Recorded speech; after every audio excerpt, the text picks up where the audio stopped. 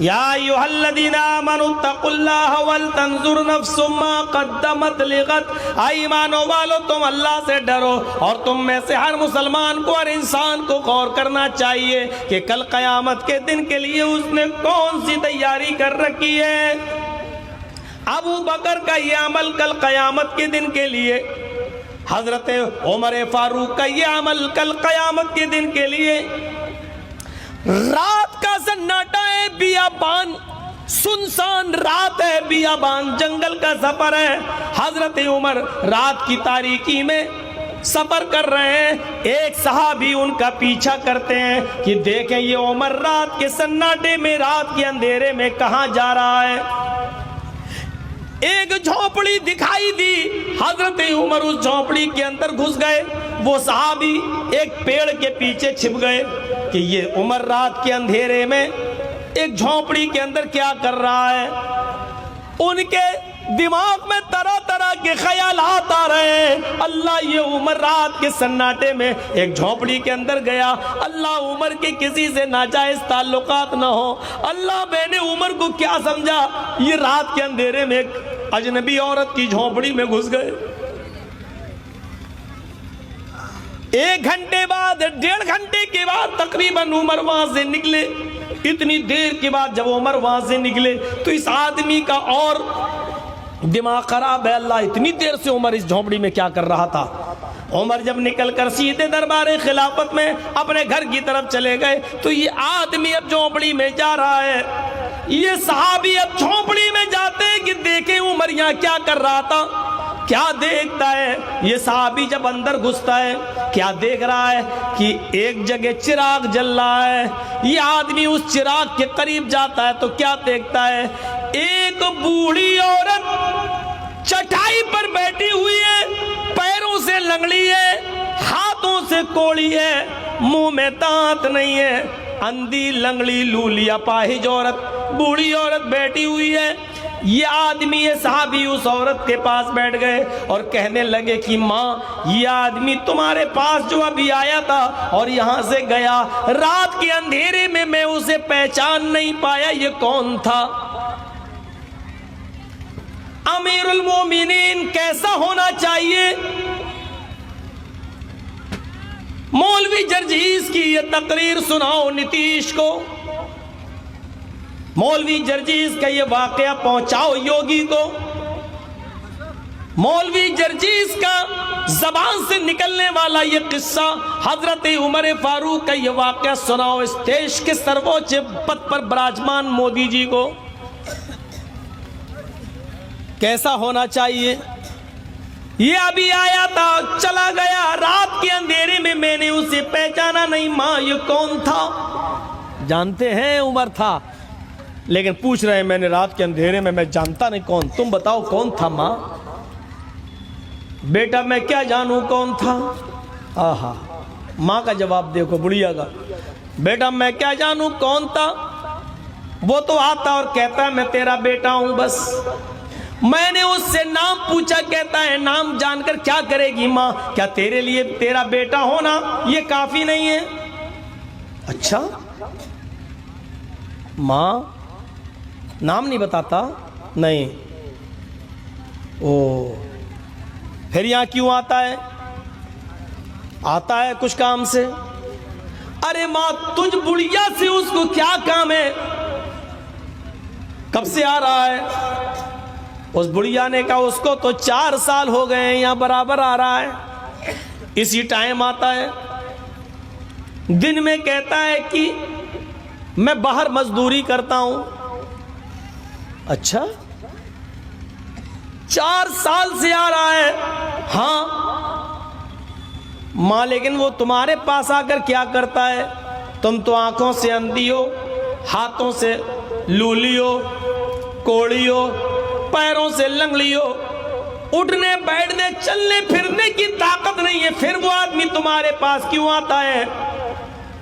جواب دیا بیٹے اسی لیے تو آتا ہے کہ میں کھانا نہیں بنا پاتی، وہ یہاں آتا ہے تو پہلے اپنے ہاتھ سے گرم گرم کھانا تیار کرتا ہے۔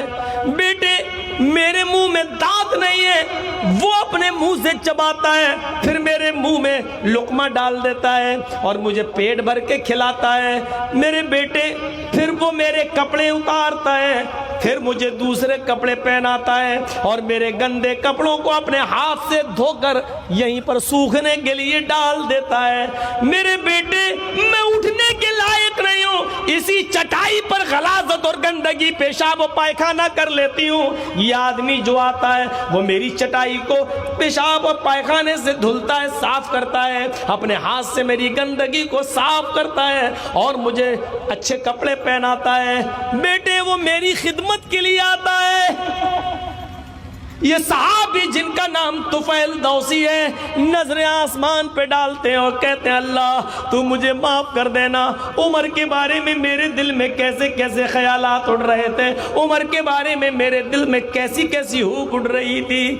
آئے اللہ عمر تو خدمت گزار نکلے بوڑھی عورت کے، اور وہ بھی ایسی نیکی کر رہے ہیں جو کسی کو بتا نہیں رہے ہیں، کسی کو ظاہر نہیں کر رہے ہیں۔ ماں جانتی ہو یہ 4 سال سے جو تمہارے پاس روزانہ آ رہا ہے، ہر رات آ رہا ہے، ڈیلی آ رہا ہے، یہ کون ہے؟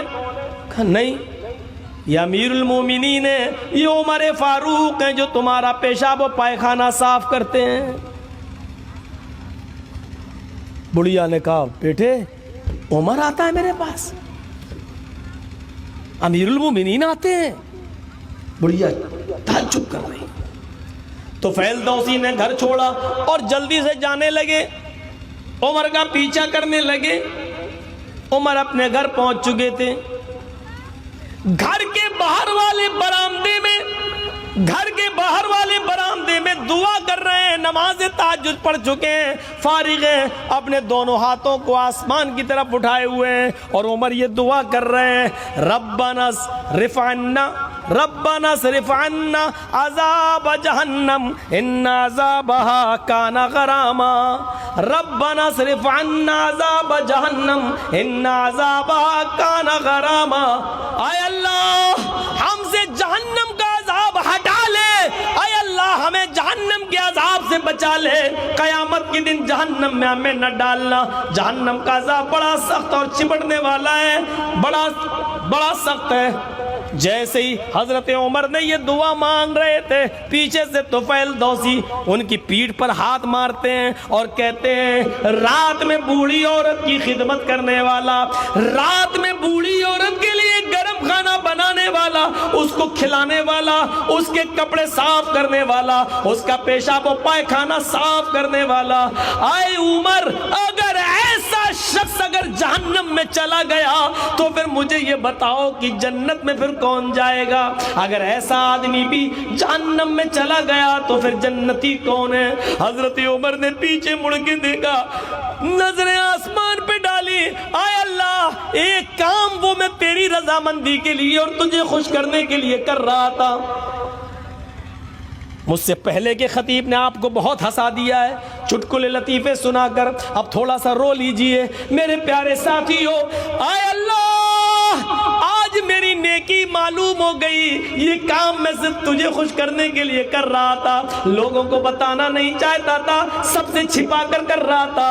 اے اللہ میں جانتا تھا اور تو جانتا تھا، میرے گھر میں میری بیوی بھی نہیں جانتی تھی، میرے بچے بھی نہیں جانتے تھے۔ اے اللہ آج میری نیکی ظاہر ہو گئی، آج میرا یہ کام پتہ چل گیا۔ اے اللہ اس کام پر کہیں میری نیکی کو برباد مت کر دینا۔ اے اللہ میں نے جان بوجھ کر اپنی نیکی ظاہر نہیں کی ہے، اے اللہ میرے اس عمل کو دکھاوے میں مت لکھ لینا، میرے اس عمل کو ریا نمود میں نہ لکھ لینا، میرے اس عمل کو تو تکبر میں اور گھمنڈ میں نہیں لکھ لینا۔ ایک آج کا مسلمان ہے، یہ بہار کا آج کا مسلمان ہے جو مسجد کے لیے مدرسے کے لیے 10 روپے بھی دیتا ہے تو اعلان کرواتا ہے اور دکھاوے کی شکل اختیار کرتا ہے۔